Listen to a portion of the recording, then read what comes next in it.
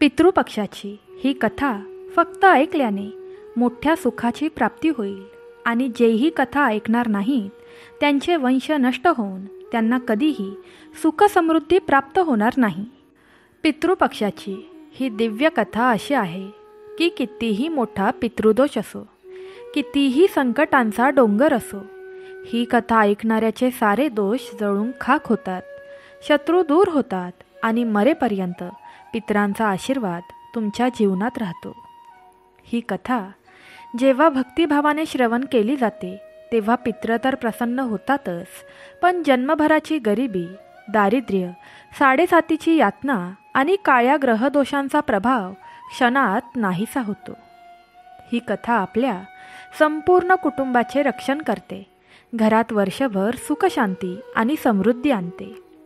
जे या कथेला श्रद्धेने ऐकतात त्यांच्या मनातील इच्छा एकामागून एक पूर्ण होतात, आयुष्यातील अडथळे दूर होतात आणि आत्म्याला शांती लाभते. या कथेला ऐकल्यावर जणू आकाशातून पितरांचा आशीर्वाद तुमच्या घरावर पावसासारखा बरसतो. म्हणूनच भक्तांनो, तुम्ही ही कथा ऐकायला आलाच आहात तर लक्षात ठेवा, ही कथा अर्धवट ऐकून सोडणे म्हणजे मोठे पाप आहे. सुरुवातीपासून शेवटपर्यंत आमच्यासोबत राहा आणि मन शांत करून श्रवण करा. पण या कथेला सुरुवात करण्याआधी आपल्या पितरांना प्रसन्न करण्यासाठी प्रेमाने कमेंट बॉक्समध्ये हा छोटा पण प्रभावी मंत्र टाईप करा. ओम पितृदेवाय नमः. हा मंत्र पितृदोष दूर करण्यासाठी आणि पितरांना तृप्त करण्यासाठी सर्वात सोपा आणि प्रभावी आहे. आणि भक्तांनो, आजची ही पितृपक्षाची पवित्र कथा ऐकल्यानंतर 2 भक्तांना शेअर करा, कारण भक्ती वाटल्याने भगवंतही प्रसन्न होतात आणि पितरही आनंदित होतात. यामुळे तुमच्या कोणत्याही इच्छा अपूर्ण राहणार नाही. प्राचीन काळी सप्तसिंधूंच्या विशाल प्रदेशात एका महर्षींचे आश्रम वसलेले होते. तो आश्रम ऋषी अंगिरस यांचा होता. त्यांच्या आश्रमात असंख्य शिष्य वेदाध्ययन करण्यासाठी येत असत. ऋषींचे जीवन व्रत, यज्ञहवन, देवपूजा आणि पितृपूजेत व्यतीत होई. त्या काळात देव, पितृ आणि मानव यांच्यातील संबंध अतिशय दृढ होते. मनुष्य केवळ देवपूजा करून मुक्त होत नसे, तर त्याला आपल्या पितरांचे ऋण फेडणे अत्यावश्यक मानले जात असे, कारण पूर्वजांच्या आशीर्वादाशिवाय कुणाच्याही जीवनात समृद्धी येत नसे. हस्तिनापुरात दक्षिणेकडे एक राज्य होते, विदर्भ नगरी. त्या नगरीत राजा विद्युतकेतू राज्य करीत असे. धर्मनिष्ठ, सत्यवादी पण गर्विष्ठ होता. त्याने देवतांसाठी अनेक यज्ञ केले, परंतु पितरांच्या श्राद्धाकडे कधीही लक्ष दिले नाही. एकदा त्याच्या स्वप्नात त्याचे दिवंगत पिता प्रकट झाले. ते रडत होते. अंगावर फाटकी वस्त्रे, डोळ्यातून पाणी वाहत होते. त्यांनी थरथरत आवाजात विचारले, राजन, तू आम्हाला विसरलास का? देवांना यज्ञ करतोस, पण आमच्यासाठी एक तीळ, एक जलाचा थेंबही अर्पण करत नाहीस. आम्ही पितृलोकात उपाशी तहानलेले फिरत आहोत. आमच्या मुक्तीसाठी श्राद्ध आणि तर्पण करणे तुझे कर्तव्य आहे. राजा घाबरून जागा झाला. सकाळी त्याने सभेत ब्राह्मणांना बोलावले आणि विचारले, पितृपूजेविना माझ्या पित्यांना कष्ट का भोगावे लागतात? तेव्हा महर्षी अंगिरस म्हणाले, हे राजन, मनुष्यावर 3 ऋण येतात, देवऋण, ऋणीऋण आणि पितृऋण. देवऋणाची फेड यज्ञाद्वारे, ऋणीऋणाची फेड वेदाध्ययनाने आणि पितृऋणाची फेड श्राद्ध तर्पणाने केली जाते. तू पितरांचे ऋण विसरलास म्हणून तुझे पिता व्याकुळ झाले आहेत. यामुळेच पितृपक्षाची परंपरा निर्माण झाली. आश्विन कृष्ण पक्षातील 16 दिवसात जे श्राद्ध केले जाते ते पितरांपर्यंत पोहोचते. राजा अपराधी झाला. त्याने ठरवले की या काळापासून तो दरवर्षी पितृपक्ष पाळेल. त्याने आपल्या राज्यात घोषणा केली, आता प्रत्येक घरात या काळात श्राद्ध, तर्पण, अन्नदान केलेच पाहिजे, अन्यथा पितरांना शांती मिळणार नाही आणि संततीही अडचणीत येईल. या घटनेनंतर या काळाला पितृपक्ष म्हणून ओळख मिळाली. लोकांनी जाणले की देवपूजेबरोबर पूर्वजांची आठवण ठेवणे अत्यावश्यक आहे. राजा विद्युक्तेतूने ब्राह्मणांच्या सांगण्यावरून पितृपक्षात विधी सुरू केले. पण त्याच्या मनात अजूनही एक प्रश्न होता. हे श्राद्ध, तर्पण, अन्नदान खरंच पितरांपर्यंत पोहोचते का, की हे केवळ परंपरेतले एक कृत्य आहे? या प्रश्नाचे उत्तर शोधण्यासाठी तो महर्षी अंगिरसांच्या आश्रमात गेला. ऋषींनी त्याला ध्यान मार्गाने पितृलोकाचं दर्शन घडवलं. विद्युक्तेतूने पाहिले एक विशाल प्रदेश, जिथे यमराज स्वयंपाशी धर्मासनावर बसलेले होते. त्यांच्या सभोवताली असंख्य पितृ आत्मे शांतपणे उभे होते. काही समाधानी होते, काही अतृप्त होते, तर काही उपाशी, तहानलेले आणि दुःखी दिसत होते. यमराज म्हणाले, हे राजन, पृथ्वीवरील अपत्य जेव्हा पितृपक्षात श्राद्ध, तर्पण, दान करते, तेव्हा या अन्नाचे सूक्ष्म रूप येथे पितरांना पोहोचते. ज्या घरातील वंशज पितरांना विसरतात, त्या पितरांना येथे अन्न पाणी मिळत नाही आणि ते दुःखात राहतात. म्हणून श्राद्ध म्हणजे फक्त कर्मकांड नव्हे, तर पितरांची खरी सेवा आहे. याच काळात विद्युक्तेतूला महर्षींनी एक अद्भुत कथा सांगितली. भीष्माचार्य जेव्हा बाणांच्या शरशय्येवर पडले, तेव्हा त्यांनी पांडवांना शिकवण दिली होती. हे धर्मराज, मनुष्याला पितरांविषयी नेहमी कृतज्ञ राहावे लागते, कारण ज्या पित्यांनी, पूर्वजांनी आपल्या शरीराला जन्म दिला, पालनपोषण केले, संस्कार दिले, त्यांचे स्मरण न करणे म्हणजे स्वतःच्या मुळाला नकारणे.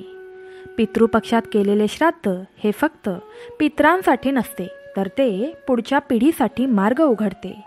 जिथे पित्र समाधानी, तिथे संतती समृद्ध असते.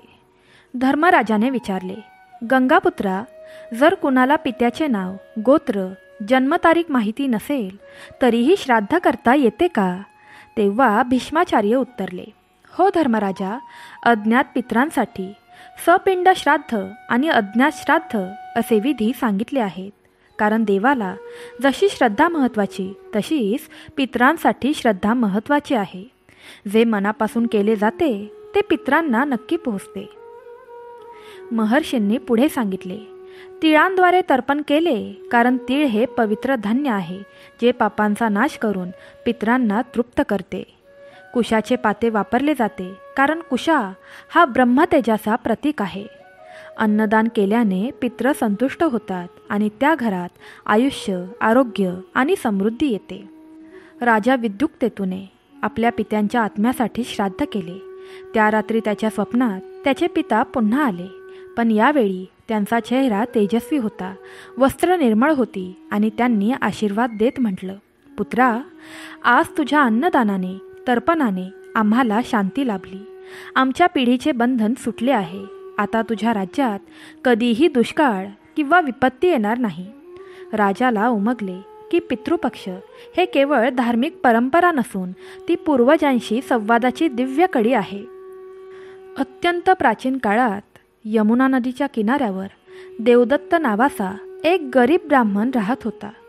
त्याच्याकडे फारशी जमीन नव्हती, अन्नधान्य नव्हते. पत्नी मुलांबरोबर तो कसाबसा राहत होता. पितृपक्ष आला तेव्हा त्याच्या मनात मोठी खंत होती.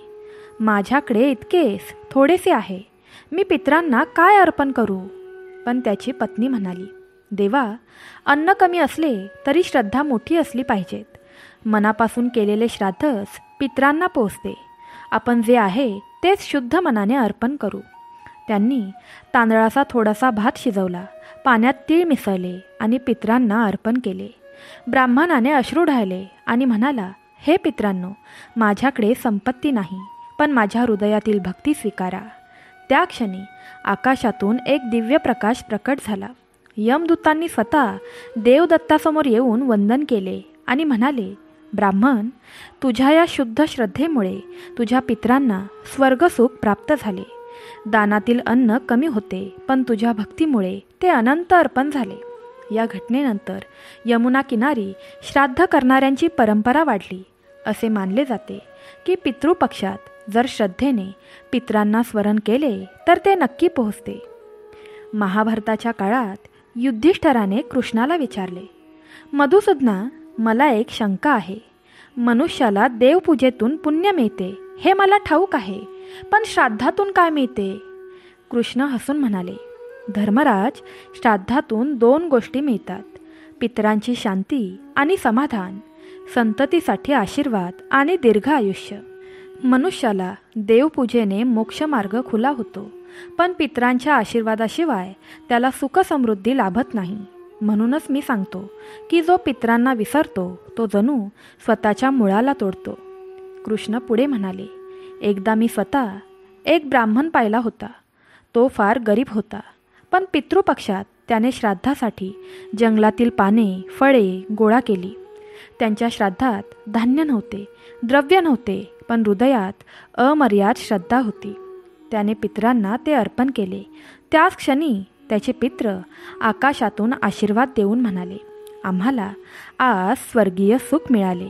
त्या ब्राह्मणाच्या घरात दुसऱ्याच दिवशी संपत्तीचा ओघ सुरू झाला. युधिष्ठिर आश्चर्यचकित झाला. कृष्ण म्हणाले, म्हणूनच धर्मराज, श्राद्धात वस्तूंपेक्षा भावना महत्त्वाच्या आहेत.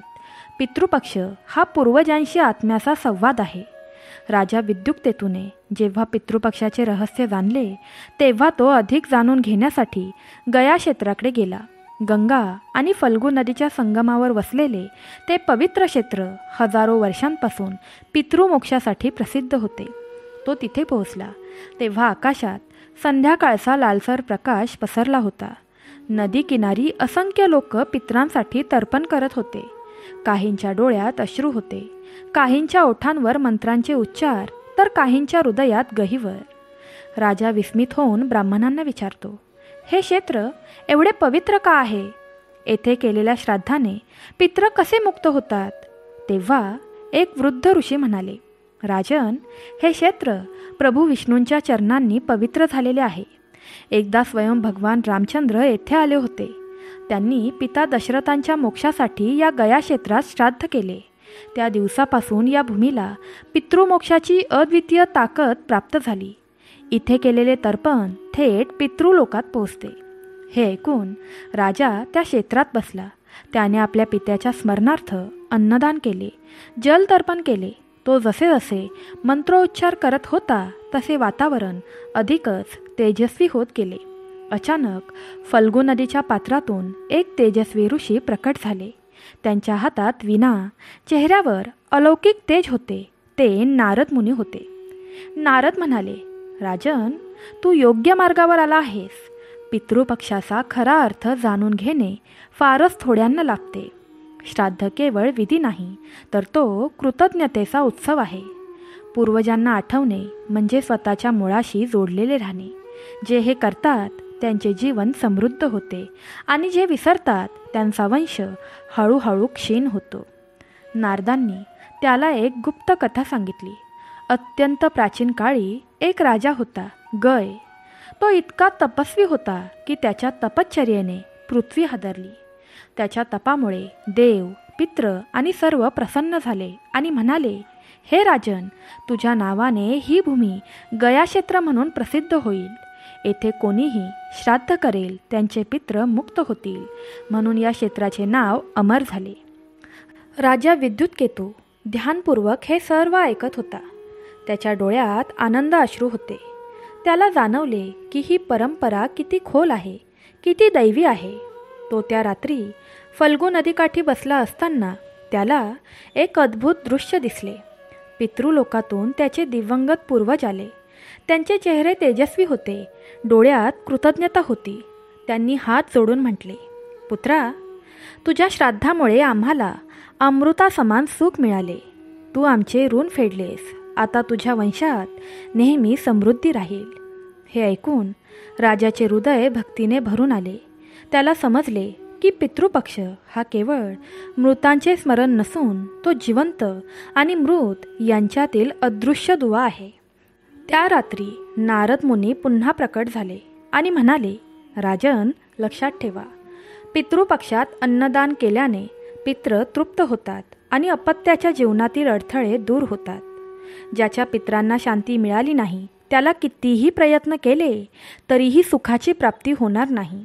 म्हणून या दिवसांना सर्वोच्च महत्त्व आहे. राजा नम्रपणे वाकून म्हणाला, मुनिवर्य, आता मला खरे ज्ञान झाले आहे. मी माझ्या वंशात ही परंपरा अखंड ठेवीन आणि प्रत्येकास सांगेन की पितरांचे स्मरण हेच जीवनाचे आधार आहे. त्या क्षणी आकाशात दिव्य नाद झाला. विनेचे मधुर स्वर घुमले आणि गया क्षेत्रात चतुर्दिक दिव्य आभा पसरली. गया क्षेत्रातील त्या दिव्य अनुभवाने राजा विद्युतकेतू पूर्णपणे बदलला होता.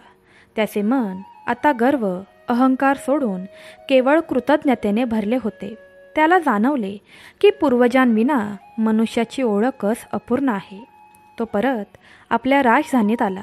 तिथे त्याने मोठ्या प्रमाणावर ब्राह्मणांना बोलावले आणि सर्व प्रजेला आज्ञा केली की या पंधरवड्यात प्रत्येकाने पितरांचे स्मरण करावे. राजवाड्यात दिव्य यज्ञ झाला. दरबारात वेदघोष घुमू लागले. त्याचवेळी एक अद्भुत घटना घडली. राजाच्या स्वप्नात त्याचे परदादा दिसले. त्यांनी सांगितले, राजन, तू आम्हाला तर्पण केल्यामुळे आम्ही पितृलोकातून वरच्या दिव्य लोकात गमन केले. पण अजून अनेक पित्र आहेत ज्यांना कोणीही स्मरण करत नाही. ते अतृप्त आहेत. तू राजा असल्याने फक्त आपल्या वंशापुरते नाही तर प्रजेच्या सर्व पितरांसाठी तर्पण कर. त्याने संपूर्ण राज्य समृद्ध होईल. राजा सकाळी उठला आणि त्याने लगेचच सर्व प्रजेसाठी एक सामूहिक श्राद्धयज्ञ करण्याची तयारी केली. हजारो कुटुंबे एकत्र जमली. कुणाला आपल्या पितरांचे नाव ठाऊक नव्हते तर कुणाला विधी कसे करायचे हे ठाऊक नव्हते. पण सर्वांच्या हृदयात एकाच गोष्टीची भावना होती, पूर्वजांचे स्मरण. यज्ञ सुरू होताच वातावरण बदलले. वारा मंद झाला. आकाशात शांतता पसरली. वेदांच्या मंत्रांसह लोकांच्या अश्रूंनी मिसळून अर्पण केलेले जल पितरांपर्यंत पोहोचते. अनेकांना त्या क्षणी आपल्या पित्याचा, आईचा, आजोबांचा, पणजोबांचा चेहरा स्वप्नात किंवा ध्यानात दिसू लागला. राजा मंत्रोच्चार करत म्हणाला, हे सर्व पितरांनो, ज्ञात आणि अज्ञात, आमच्या वंशाचेच नव्हे तर माझ्या प्रजेच्या सर्वांचेही हे अन्न, हे जल, हे तीळ अर्पण आहे. तुम्ही तृप्त व्हा, समाधानी व्हा. त्या क्षणी आकाशातून तेजस्वी किरण पडले. संपूर्ण राज्यभर दिव्य शांती अनुभवली गेली. लोकांनी जाणले की पितरांची कृपा खऱ्या अर्थाने प्राप्त झाली आहे. यज्ञ संपल्यानंतर महर्षी अंगिरसांनी राजा विद्युतकेतूला सांगितले, राजन, आज तू जे केलेस ते भविष्यात परंपरा बनेल. पितृपक्ष हा केवळ एका कुटुंबापुरता मर्यादित न राहता तो सर्वांसाठी असेल. ज्यांच्याकडे अन्न असेल त्यांनी ब्राह्मणांना, गरिबांना द्यावे, कारण त्यातूनच पितृ तृप्त होतात. पोटभर खाऊ घालणे हीच खरी श्राद्धक्रिया आहे. त्या दिवसापासून विद्युतकेतूच्या राज्यात कोणीही पितृपक्षाला दुर्लक्ष करीत नसे. पंधरवडाभर संपूर्ण नगरीत दान, तर्पण, अन्नदान चालत असे. लोक म्हणू लागली की या राज्यात पितृ समाधानी आहेत, म्हणून प्रजा सुखी आहे. आणि असे करत करत पितृपक्षाची परंपरा अधिकाधिक पसरत गेली. गावे, नगरे, जनपद सर्वत्र हा काळ माता पित्याचे स्मरण करण्याचा पवित्र काळ म्हणून मानला जाऊ लागला. राजा विद्युतकेतूच्या या अद्भुत कार्यानंतरही कथा थांबत नाही, कारण पितृपक्षाच्या रहस्यांमध्ये अजून गूढ दडलेले होते. राजा विद्युतकेतूने जे सामूहिक श्रद्धायज्ञ केले होते त्याची कीर्ती चहूदिशांनी पसरली. दूरवरच्या आश्रमांमधून, अन्य राज्यातून लोक येऊन त्याच्याकडे विचारू लागले, हे राजन, तू ही दिव्य प्रेरणा कुठून घेतलीस? इतक्या प्रजेसाठी तू पितृयज्ञ करण्याचा विचार कसा केलास? राजा नम्रपणे उत्तर देई, हे माझे कर्तव्य आहे. मी समजून घेतले आहे की फक्त माझ्या वंशाचे पितृ नाहीत तर संपूर्ण समाजाचे पितृ आपल्यावर कृपा करतात. आपण सर्व एका मुळातून आलेलो आहोत. पण त्या रात्री त्याला एक भयानक स्वप्न पडले. त्याने पाहिले की काही आत्मे काळोख्या प्रदेशात भटकत आहेत. त्यांचे डोळे तहानलेले, शरीर क्रूश. ते हंबरड्याने म्हणत होते, आम्हाला कोणीही आठवत नाही. आमचे वंशज आम्हाला विसरले. आम्ही अतृप्त आहोत. आम्हाला मुक्त कर राजन. तो घामाघूम होऊन उठला. पहाटेच त्याने महर्षी अंगिरसांना बोलावले आणि विचारले, गुरुदेव, हे आत्मे कोण आहेत? मी त्यांना का पाहिले? मला असे स्वप्न का पडले? ऋषी गंभीर स्वरात म्हणाले, हे ते पित्र आहेत ज्यांना कुणीही स्मरण करत नाही. त्यांच्या संततीने त्यांना पूर्णपणे विसरले. जेव्हा वंश तुटतो, परंपरा हरवते, तेव्हा असे पित्र अतृप्त राहतात. त्यांच्या मुक्तीसाठी अज्ञात पितृश्राद्ध हा उपाय सांगितला आहे. यात सर्व विस्मृतीत गेलेल्या पूर्वजांसाठी अन्न, जल, तीळ अर्पण केले जाते. राजा तात्काळ उभा राहिला आणि म्हणाला, मग मी तेच करीन. माझ्या राज्यातील प्रत्येक व्यक्ती जरी आपल्या पितरांचे नावं विसरले असतील तरीही मी त्यांच्या सर्वांसाठी अर्पण करीन. आणि पुन्हा एकदा मोठा यज्ञ झाला. यज्ञकुंडात अग्नी प्रज्वलित झाला. आकाशभर धूपधुनीचा सुगंध पसरला. ब्राह्मणांनी ओम पितृदेवाय नमः या मंत्रांचा घोष केला. त्या दिवशी जणू संपूर्ण राज्याने आपल्या विसरलेल्या पूर्वजांना एकत्रितपणे वंदन केले. यज्ञ संपल्यानंतर लोकांच्या जीवनात अचानक बदल दिसू लागला. ज्या कुटुंबात पिढ्यानपिढ्या वाद, आजार किंवा दारिद्र्य होते ते कमी होऊ लागले. शेतात भरघोस पीक आले. घरात आनंदाचे वातावरण निर्माण झाले. लोक म्हणू लागली, हा पितरांचा आशीर्वाद आहे. आपण त्यांना आठवले म्हणून ते आपल्यावर कृपा करू लागले. त्या रात्री पुन्हा राजाला स्वप्न आले. यावेळी तेच आत्मे आनंदी दिसले. त्यांच्या चेहऱ्यावर तेज होते. त्यांनी हसत राजाला नमस्कार केला आणि म्हणाले, धन्य आहेस राजन. तू विस्मृतीत गेलेल्यांना देखील स्मरण केलेस. आता आम्हाला शांती लाभली आहे.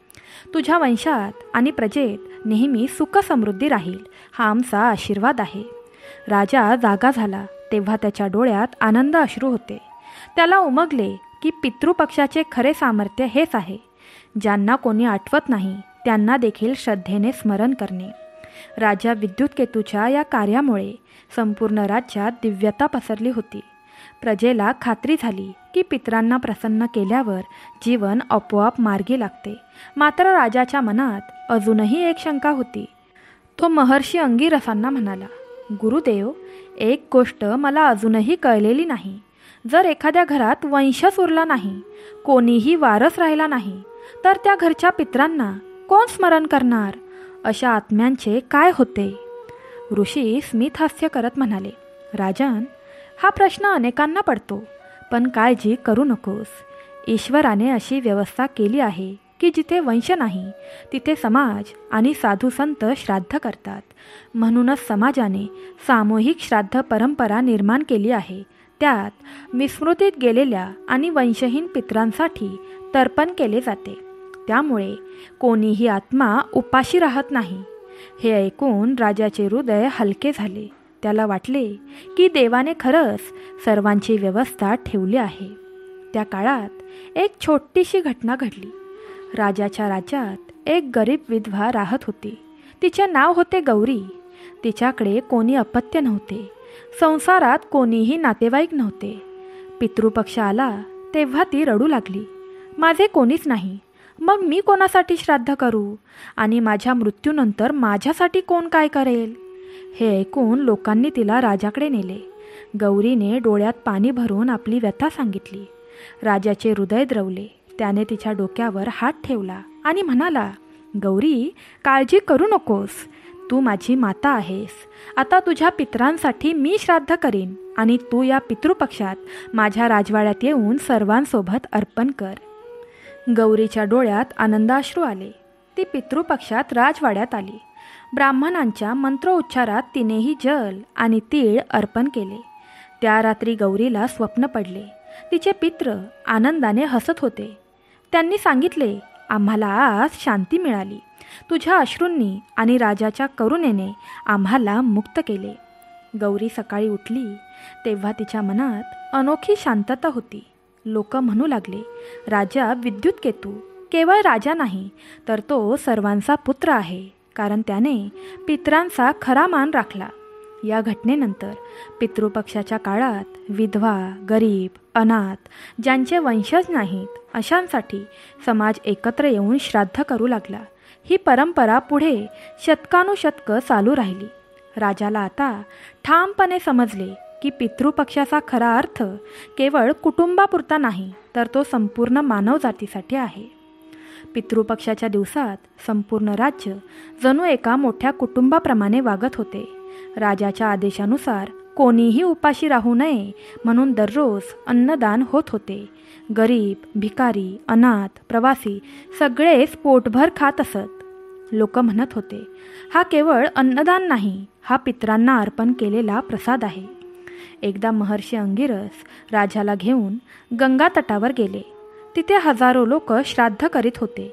कोण जल तर्पण करीत होते, कोण कुशावर पिंड ठेवत होते, तर कोण ब्राह्मणांना भोजन देत होते.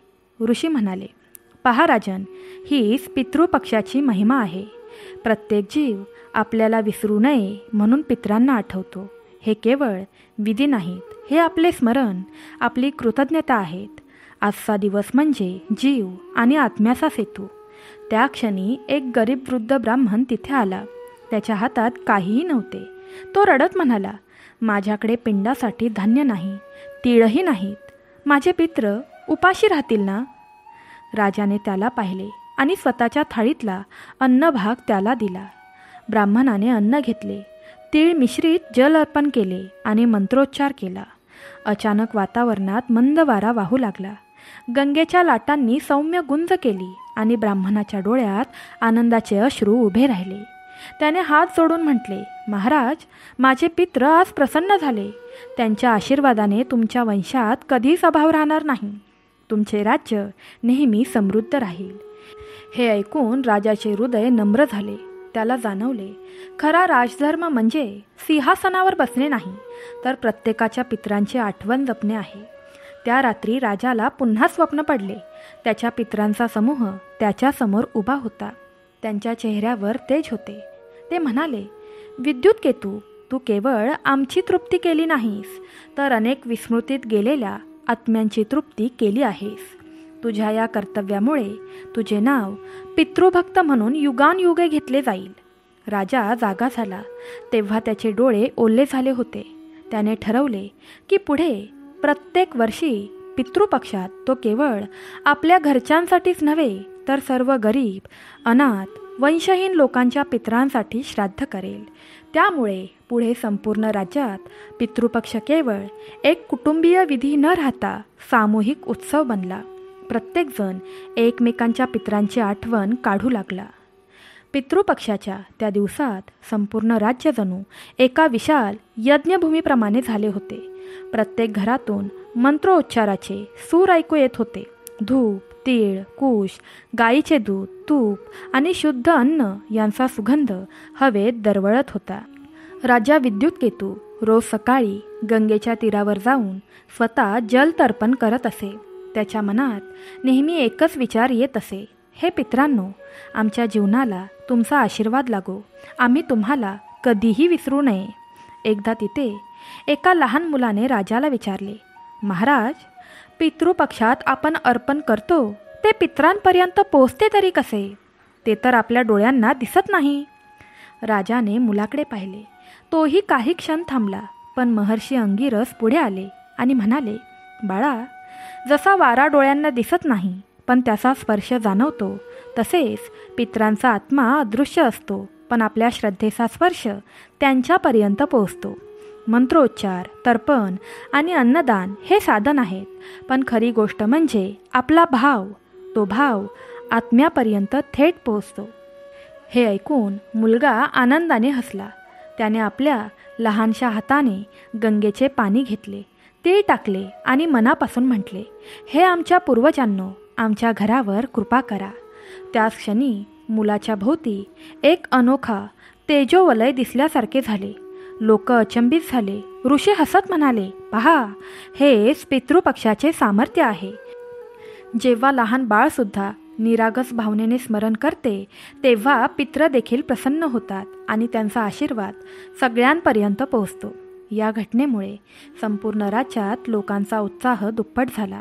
सर्वजण म्हणू लागले, हे केवळ विधी नाहीत, ही आत्म्यांची भेट आहे. या दिवसात जिवंत आणि मृत यांच्यात अदृश्य सेतू बांधला जातो. त्या रात्री राजाला पुन्हा एक स्वप्न पडले.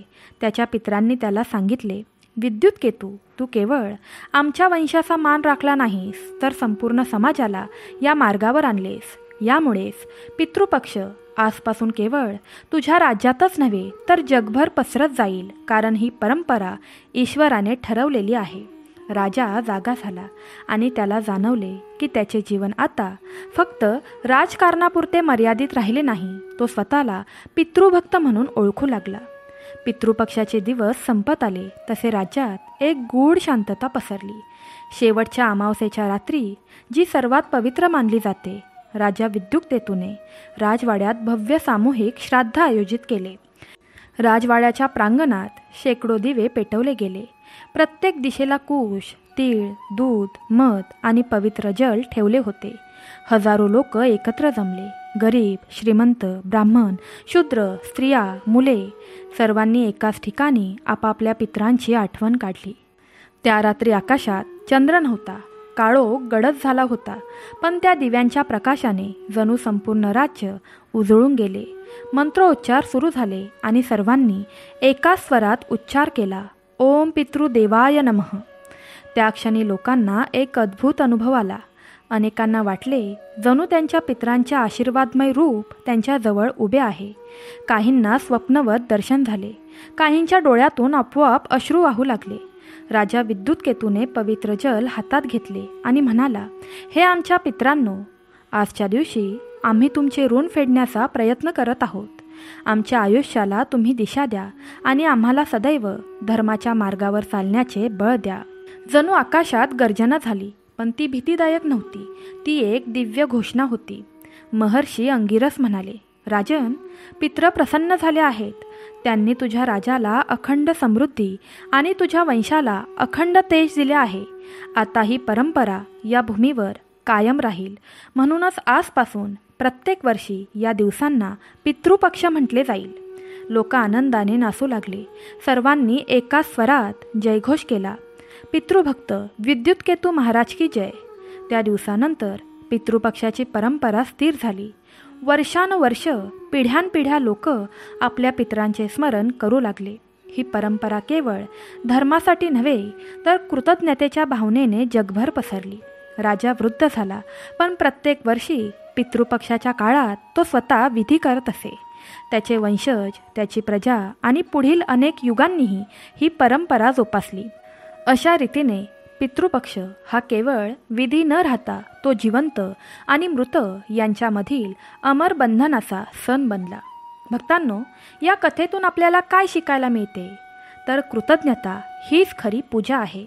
आपले पित्र, आपले पूर्वज, त्यांनी आपल्यासाठी कष्ट सोसले.